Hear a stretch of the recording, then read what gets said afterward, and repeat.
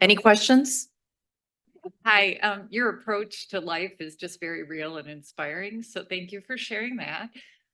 Also, you mentioned something when you were talking about the Madison, a side comment that it's hard to build a house like that anymore. Can you talk a little bit in this kind of world of what we're seeing a lot of tear downs and new builds as opposed to remodel, what some of those trade-offs are and what the opportunities are with a true remodel as opposed to a new build? I love that question. Thank you so much. I think one of the things that's so cool about doing having beautiful old homes to work on is that they're quirky. And so you have to come up with design ideas that work within constraints that you would not get in any other kind of situation if you could just draw a house from the beginning. And I also think there's levels of craftsmanship and materials that are used in these old homes that would be so expensive to replicate. Like there's copper roofs on this house and all kinds of masonry and millwork and plaster walls, full on plaster walls, which any of you who know, like it's like the most sound deadening thing. To name a few, but I think the design challenge of it is one of the most interesting things because you have to be creative with space. You have to think differently, and it's energizing.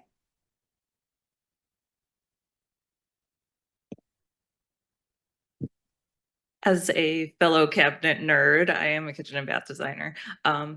What do you do when you have some design inspiration paralysis? Because I feel like you've been on a lot of the forefront of cabinetry trends that I've been seeing over the past few years. So where do you find your inspiration?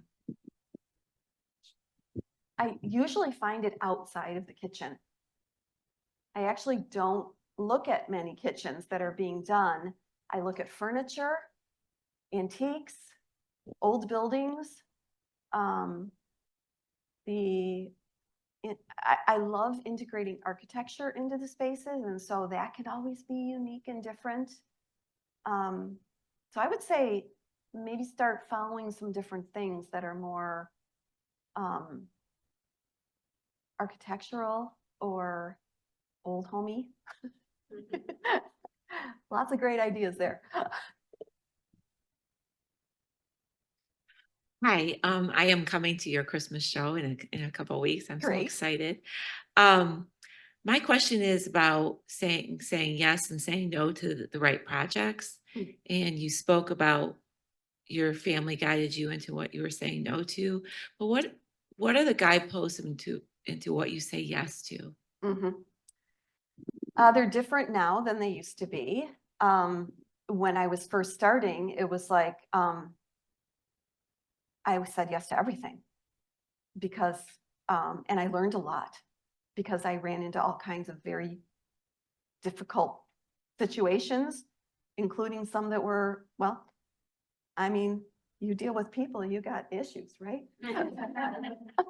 But I also think it really helped me and honed me. And I learned a lot from dealing with people and not just clients, but vendors and contractors. And I almost feel like that's a huge part of our business is managing our expectations on what we expect of people to do, and also honing our skills on hearing them, because I think we can have a really good relationship if they feel heard. I think I've learned to ask a question that I was always scared to ask before upfront, though, is budget. I always felt very embarrassed to ask that, and then I would be very shocked that I didn't know the answer. But I think so now I ask about budget, I ask about expectations, and I explain our process to them. And after a while, you start to look at someone's body language And you can tell if what you're describing to them is something they're like, yeah, that's what I need. Or like, you're scaring me, you're scaring me, you're scaring, So we don't always hit it right. Some people are very shocking what they turn into. I guess they were always that way. They just had a really great way of presenting themselves. But I think a lot of it is experience. I really do. Good morning. Thank you very much for sharing your story. Right. Sorry. So I have a kitchen and bath showroom in town, and I have a bunch of interior designers with me. So we're a kitchen and bath dealer trying to do more interior design. And I've had a lot of customers and other people in the industry say, well, you're just the cabinet person. How do I break out of that and prove to others that we're more than just cabinet people? Mhm. I totally understand that. Yeah. I think you photograph your finished projects and make them available for people to be able to see. Because if you are doing beautiful, comprehensive projects, that's all you have to say. Proof is in the pudding. Yeah. Get them photographed by a professional. Hello. Where are we? I'm over here. Okay. So I just relocated from Cleveland, Ohio, and was working at a custom like design build firm there. So I had architects and the construction team restarting here in Michigan now to be Okay. closer to family. And just wondering, like, how big is your team now? Do you have like when you started working on full scale like homes, did you have architects on staff? Are they just people that you've partnered with over time and builders?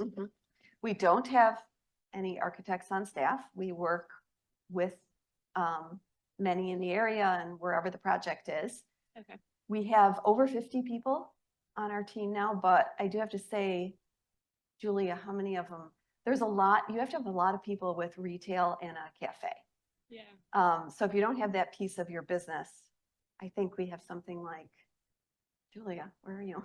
Okay. I think we have something like 20 on the 20 on design the side, design. Okay. between all the procurement Yeah. and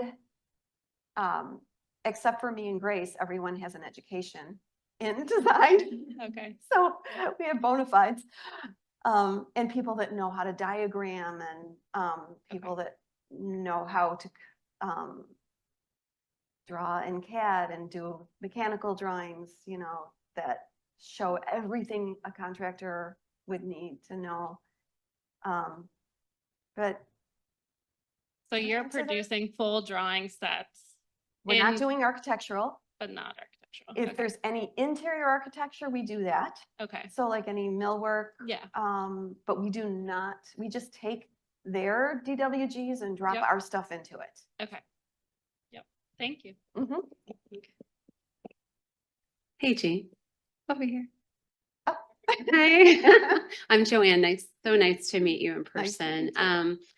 So speaking as someone who's now a little bit older, empty nest, and some of the things you said really like hit home and I could relate to, as well as not having a dining room for like the last 10 years because of Amazon or all our samples and everything. But I'm at this place now in my mid 50s where now I can actually have the space to grow. And so where you were sitting at your dining room table and then your daughter, which is so natural because you're in your pajamas together anyway, or whatever, it seems so easy, right? But making the decision to grow and how you did that, because obviously you had family and it was easy, natural, like you had trust already established and you knew each other. So you've grown quite large, but how do you like discern who to bring in? Hiring is a big question. And I think if you're a person of faith, praying about it is very key, very important. But also, when we're hiring anyone, we like to have several people, at least more than one, meet with them and over not just one interview. And then another tip is we have a 90-day kind of probation period for any new hire to where they're not, like official until we've been able to be with them for 90 days. And then they get full on hired and usually get a little pay increase. But that is like a safeguard for us that we've needed. And then the other thing I would say is, do not be afraid to let someone go that you know is not working well for you. And it could be for lots of reasons. But the first time I had to fire someone, I was an emotional wreck. And it took me weeks to process everything I needed to process to be able to tell this person, I don't think this is the right fit for you. And every time I've had to do it again, it's gotten a little easier. But I can see in our company, anyone that's directly over someone, if it's their first time they've had to fire someone, it takes a long time. And that's a process that I think is probably valuable, because the next time they're like, I'm not going to wait that long again. So don't be afraid of that, but also hire slow. What is the motto? Yes, hire slow, fire quickly.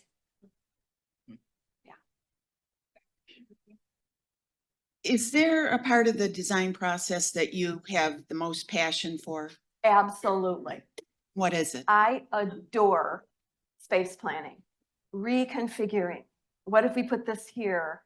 What if, and if you guys know some of my work, you'll know I rarely keep the kitchen in the place where it was originally, because in old homes, it's in the wrong place. And then I love space. Just love it. Hi. So now you've had these different established businesses. What would you say is the most profitable one? Mhm. And then what would you say, which one provides the most enjoyment or reward?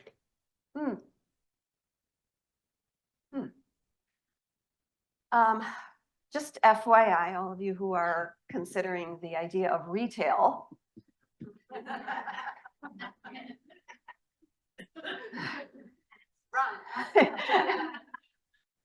I honestly, if we did not have a national following to support an e-commerce, I have no idea how people do it. Literally no idea. And worse is a cafe. So that is, if you want a hobby job and not worrying about making any money, that's a great place to start. But it is very fulfilling because I get to meet a lot of people from all over that come into the store. And the other thing that I just find extremely gratifying about having the retail is that most people cannot purchase a kitchen from us. But a lot of people can buy a beautiful dish towel or a Stoffer home mug. And that just, I don't know, I like that. It makes me feel good. They can have it, or the least case, they can buy a cup of coffee and drink it in a beautiful place. So there's just something extremely satisfying to me about that. But I do have to say, seeing our finished projects that we've labored over for years in some cases come to fruition, and going there with John, my son, and photographing is pretty significant highlight. Yeah, I love kitchen design. Any other questions? Okay. Oh, no. Just Thank you scratching your so nose. much, Jean. That was Yes. wonderful. Thank you. Thank you.